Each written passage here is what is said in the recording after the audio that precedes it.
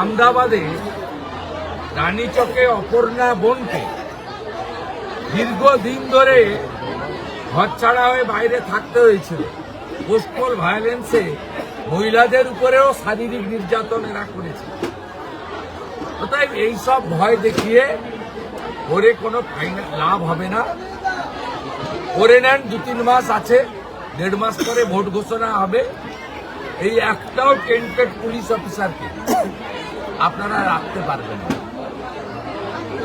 আর যিনি এই জেলায় এসপি ইনচার্জ হিসেবে চালাচ্ছেন, তাকেও এর আগে যখনই ভোট ঘোষণা হয়েছে ইলেকশন কমিশন হাঁটিয়েছে।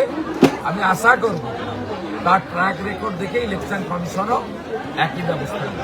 আমদাবাদে রানীচকে অপর্ণা বোনকে দীর্ঘদিন ধরে ঘর ছাড়া হয়ে বাইরে থাকতে হয়েছিল। পোস্টাল ভায়োলেন্সে মহিলাদের উপরেও শারীরিক নির্যাতন এরা করেছে।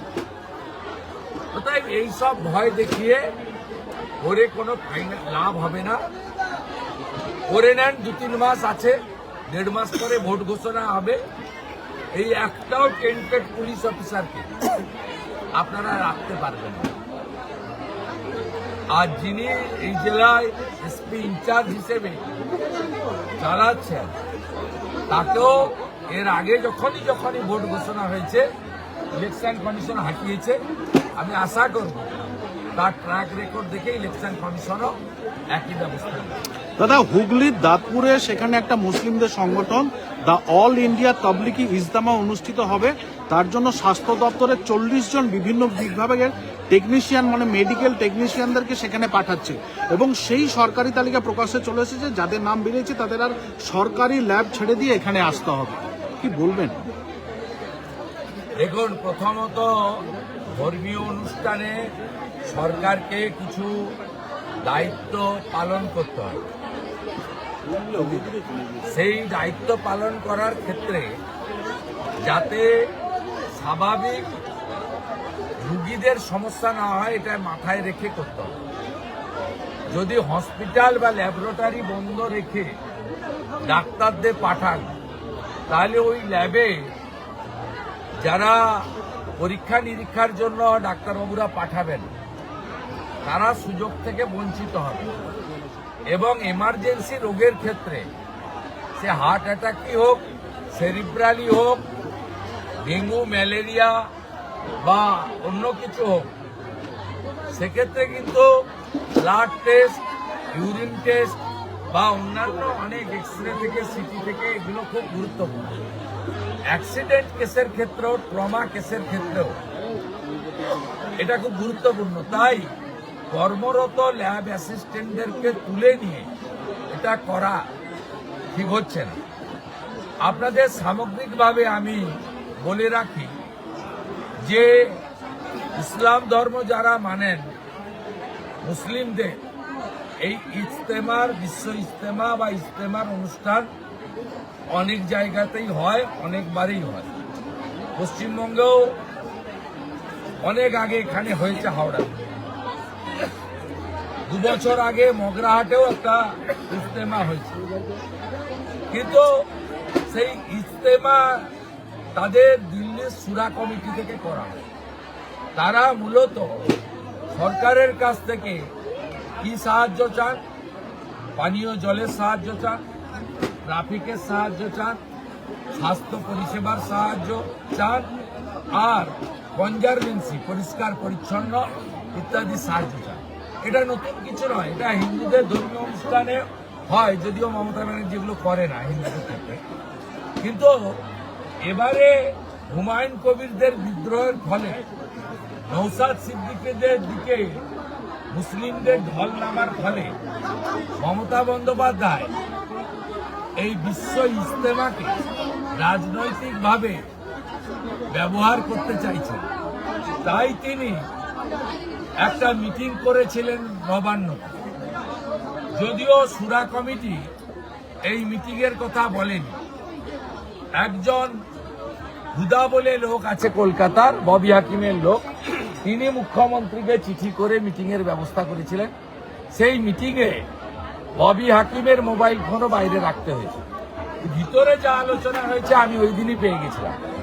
তাতে মুখ্যমন্ত্রী কথায় কথায় বিজেপির বিরুদ্ধে বলেছেন উস্কানোর জন্য, বিভাজনের জন্য। বিভাজন আমরা করি না, এ মমতা ব্যানার্জি করে।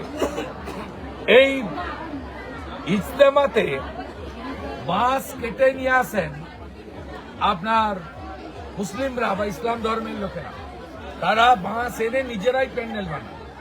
মুখ্যমন্ত্রী বলেছেন যে বাঁশে কেউ আগুন লাগিয়ে দিতে পারে, মানে বিজেপির নাম করে। আমি দায়িত্ব নিয়েছি, বলেছেন আপনাদের বাঁশটা জানতে হবে না, প্যান্ডেল করতে হবে না।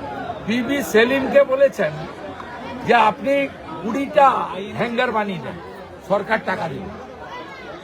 ডিজাস্টার ম্যানেজমেন্টকে বলেছেন 50 লক্ষ কম্বল দিয়ে দেন। আপনি 2, 3, 4 কম্বল দিন, আপনাকে 50 লক্ষ কম্বল গঙ্গাসাগরে দিতে হবে। আপনার এক চোখ বন্ধ হলে চলবে না, 2 চোখ খুলে রাখতে হবে। আপনাকে 50 লক্ষ কম্বল গঙ্গাসাগরেও দিতে হবে। তাই এই বিশ্ব ইজতেমা ধর্মীয় অনুষ্ঠান, তাকে ব্যবহার করতে চাইছেন ওনারা। আমি একটা চ্যানেলে দেখছিলাম, ফুরপুরা শরীফের ওয়াজ সিদ্দিকী সাহেব বলছেন যে পরিদর্শনের নামে মন্ত্রীরা এসে, তৃণমূলের নেতারা এসে এই বিশ্ব ইজতেমাকে, ধর্মীয় অনুষ্ঠানকে হাইজ্যাক করতে চাইছেন। এ এক বিপজ্জনক। আমি দিল্লির সুরা কমিটিকে বলবো অবিলম্বে হস্তক্ষেপ করুন এবং মমতা বন্দ্যোপাধ্যায়ের সাম্প্রদায়িক এবং বিভাজনের রাজনীতি যাতে পশ্চিমবঙ্গের শান্তি সম্প্রীতির ক্ষেত্রে বাধা না হয়ে দাঁড়ায়, আপনারা ব্যবস্থা নিন।